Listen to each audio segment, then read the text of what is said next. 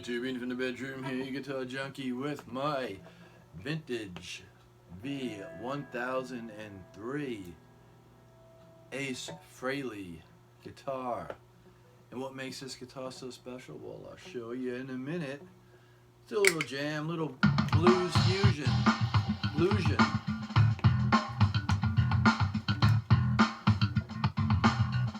Yeah, it skips like they all do.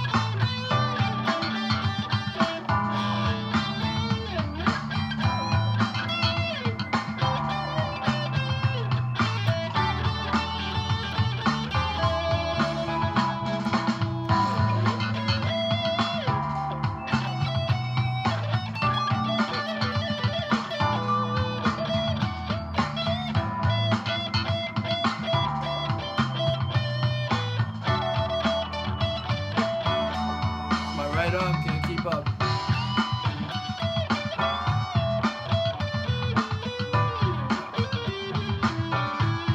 Whoa.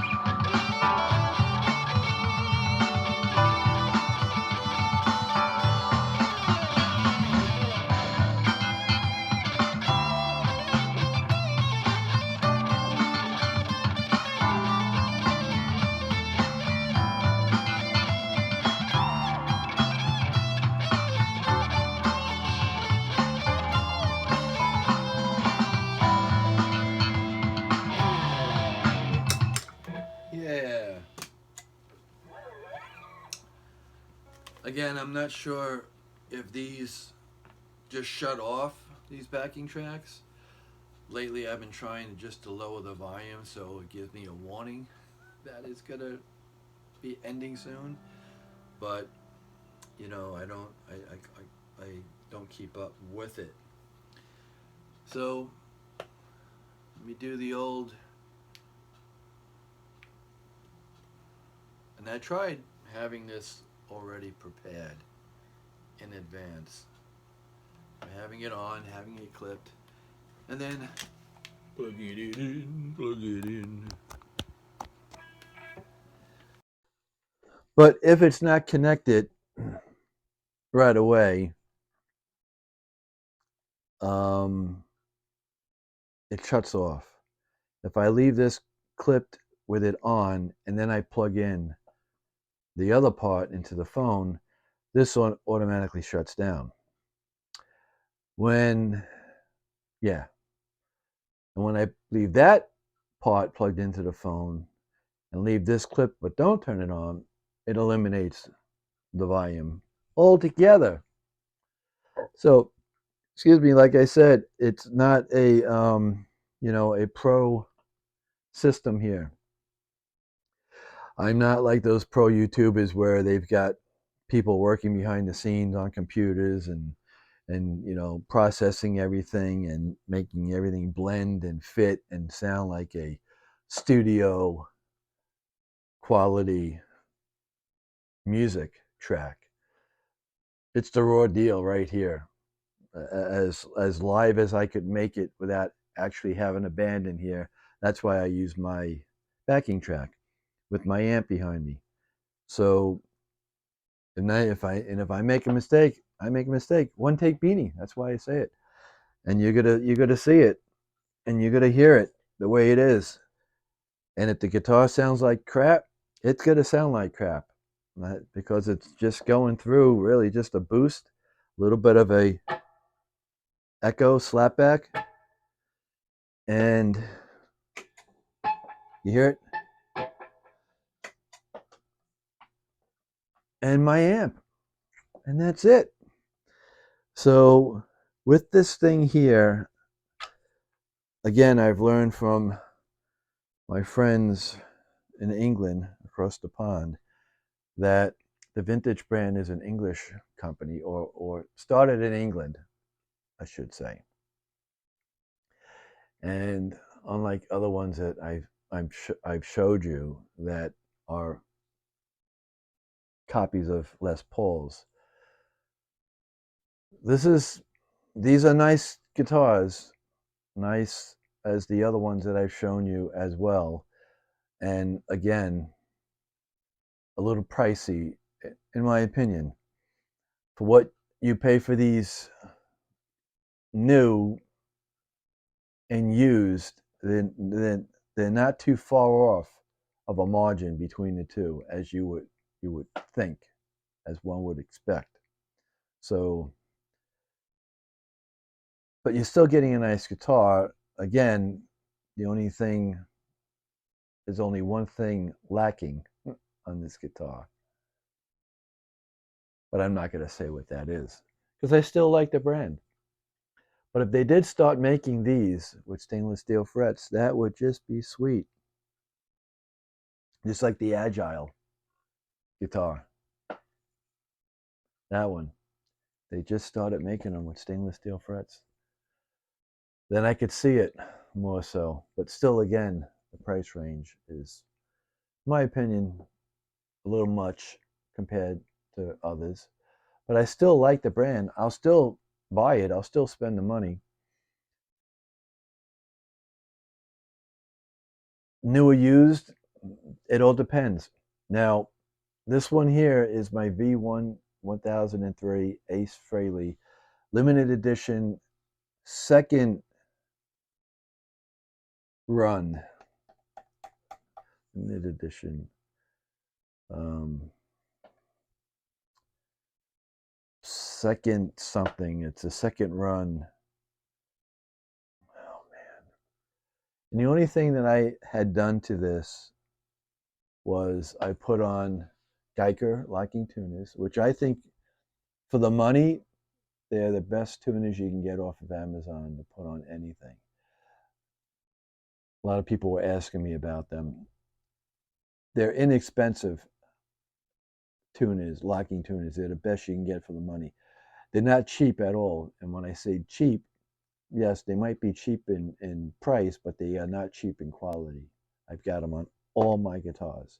And you could always change the different key ends to match whatever was originally on your guitar from the get-go. So that's the only thing that I've done to this guitar, besides change the knobs, because I like these knobs. I think they look vintage. I think they look cool. I like fat knobs. They're bigger. They're easier to see, easier for me to read.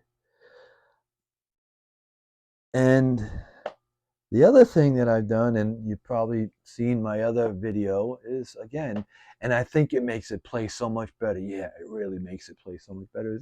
Yeah, I put Ace Frehley on the back. Yep. So that just makes this so much better than the rest. Now they do make this, I think the first run, this is the second run, reissue. That's what I was trying to say. This is their limited edition reissue. The first ones that they ran were black. These are the cherry sunburst with tiger maple veneer top. The other one probably was just a maple cap on a mahogany body. But the sweet part about it, again, and I said it before, is this S shape, this curve to get down to those lower frets, where it makes it so much easier. And although I'm almost 100% sure this is rosewood, it's the darkest rosewood I've ever seen that comes close to, like I had an old Kramer ebony fingerboard that was blonde, and it almost looked like this. And this is a great, again, the fretwork on here, smooth as can be, no sharp edges, no sprouting, plays like butter. And I bought this used, and it's just, I can't believe someone would, get rid of something like this. It is a great instrument. Now, uh, should I do a teaser or should I do a spoiler alert? I did buy another used vintage guitar. Now, you could also find these on Amazon, by the way, brand new, if you don't want to order them directly from the UK. Amazon does sell various models of their vintage LPs, and they're very reasonably priced.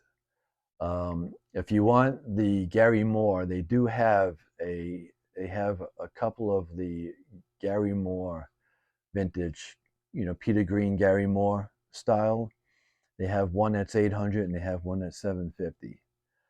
And, you know, spoiler alert, I bought a vintage lemon drop Peter Green Gary Moore guitar, the distressed to make it look vintage model.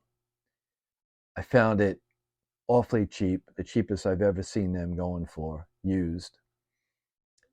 So I said, yeah, let's do it. Let's have at it. And when I get that in this week, I'll do a video with it. I might do a separate video with it. I might do a video and do a comparison with that and this.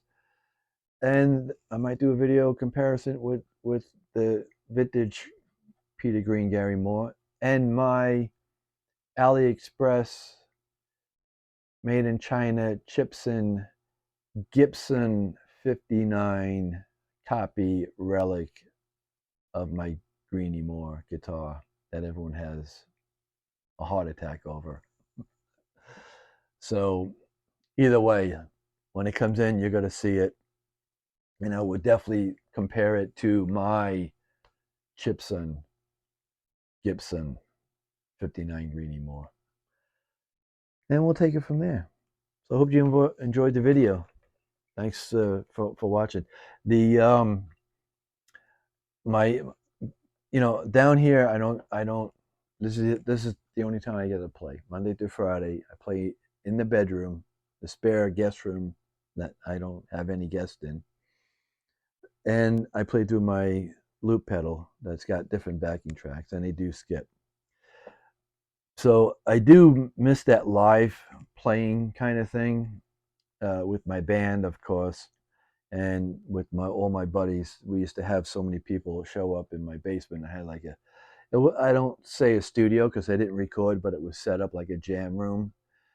I had, amps in there. I had bass rig in there. I had my own, 1980s, I think 1970s. I think it was. I had the John Bottom oversized Ludwig maple kit that I really miss a whole lot. And we used to, jam.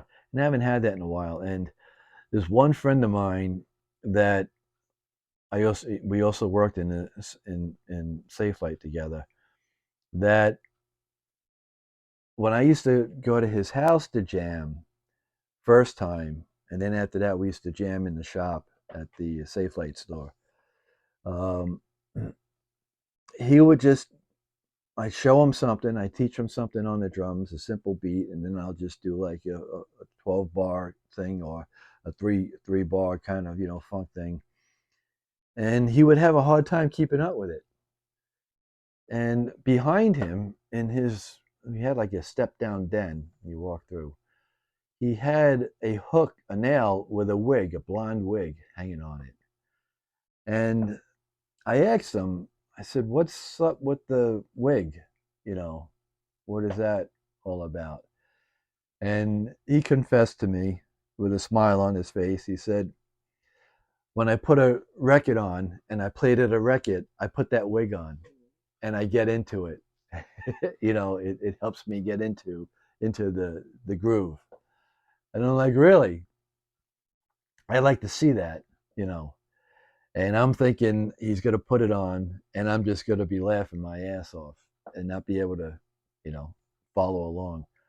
Well, I have to tell you, he put that wig on, and he looked up at me, and just as I was gonna start the chuckle, he started laying down the drum beat that I just showed him. That he had a hard time keeping up, just the timing. He would go fast and he would slow down. He'd go fast, then he would miss a beat, and I'm like, man, put the wig on.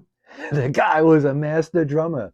He was like, boom, getting into it, and he's shaking his head, and the blonde hair from the wig is flying around, you know, and then I was just like, then I started playing, and I had to, like turn away from him and not see him to distract me.